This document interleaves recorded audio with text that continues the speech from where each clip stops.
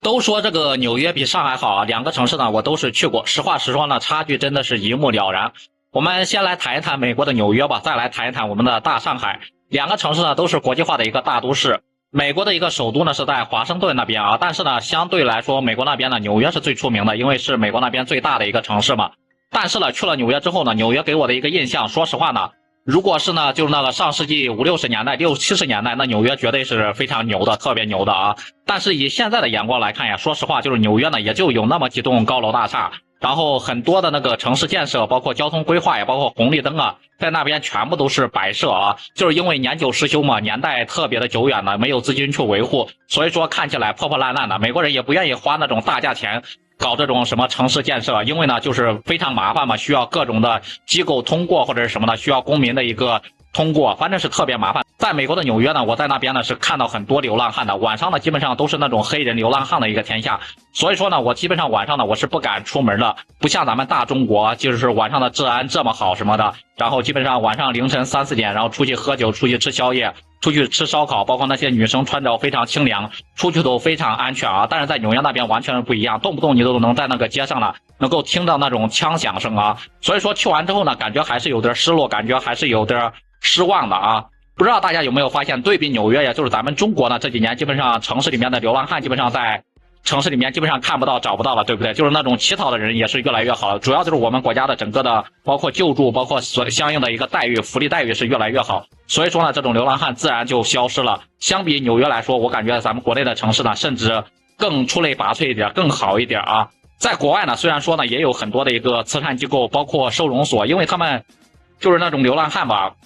那种流浪的人实在是太多了，所以说那种机构呢基本上收容不下啊，那个量太大了，基本上住一天，第二天呢就得重新去排队嘛。像那种没地方住的那种穷人，就是每天都要排队，而且排队的人实在太多，基本上几百个人排队，就只有几十个床位或者是什么的，根本有可能就轮不到你啊。就是论发展论 GDP 方面啊，包括金融和科技方面，的确是纽约比较前沿啊。但是呢，大家真的是去看一下它的硬件设施，包括那种地铁，特别的老旧，而且逃票的人呢也特别的多，基本上在地铁上面什么人都有啊，各种醉酒的、酗酒的，而且在地铁上面，我坐他们美国纽约坐他们那种地铁，那种响声是特别的大的，而且在地铁上面竟然可以看到各种各样的垃圾，还有那种老鼠啊，在那种就直接在那个地铁里面那种乱穿梭啊，真的是跟咱们国内一线城市那种，包括武汉这边的地铁根本都没法比的啊。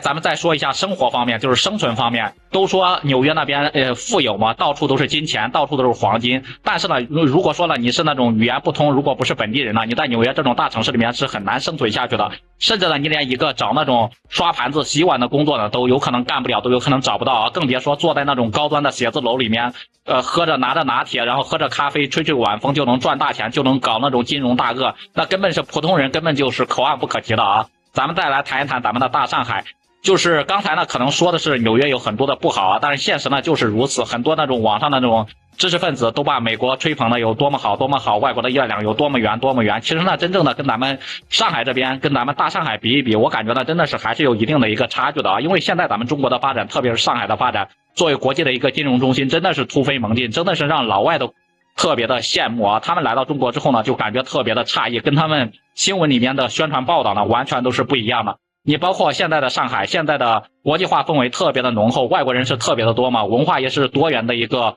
文化，包括上海的一个地铁，上海的轨道交通，上海的城市建设，基本上呢不仅咱们中国人非常的震撼，就外国人去了之后也非常的震撼啊。再加上上海呢是国际的一个金融中心，有很多的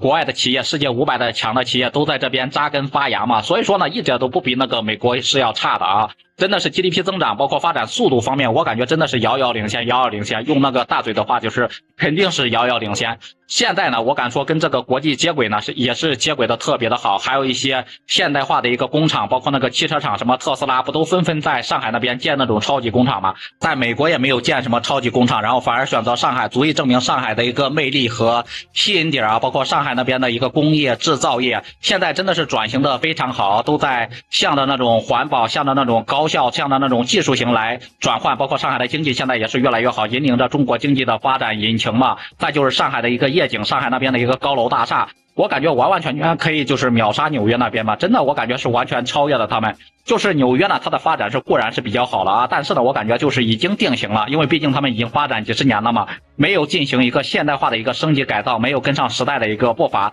上海呢，它虽然说发展的起步的晚一点，但是经过这些年的一个努力呢，它已经赶超纽约了。而且呢，上海呢还有很多这个国际的学校，里面呢还有很多外国的一个友人都纷纷排到上海这边来学习中文，来学习中华的一个文化，真的是吸引力特别的大啊！在纽约那边的那个钱呢，我感觉就跟那个纸一样，花一张，一眨眼呢几百美金就没有了，500美金就没有了。但是在上海这边呢，生活还是特别的安逸的，消费水平相对来说也是比较低的，而且呢，上海人还是非常的热情好客的，当地人呢也不怎么排外。去了上海之后呢，就是一个上海人啊。虽然说呢，现在上海也是一个节奏非常快的城市，但是呢，我感觉呢，很多去了上海之后呢，就是外地人去到上海之后呢，在上海那边呢也能找到一个家的感觉，在那边也能够定居生活，包括找到一个发展舞台、发展机会啊。目前呢，上海呢发展是越来越好，反正呢这两座城市，如果说让我来选，我肯定会选择大上海的。不知道大家都有没有去过这两座城市，对纽约和上海都有什么样的一个印象？也欢迎在评论区里面留言讨论。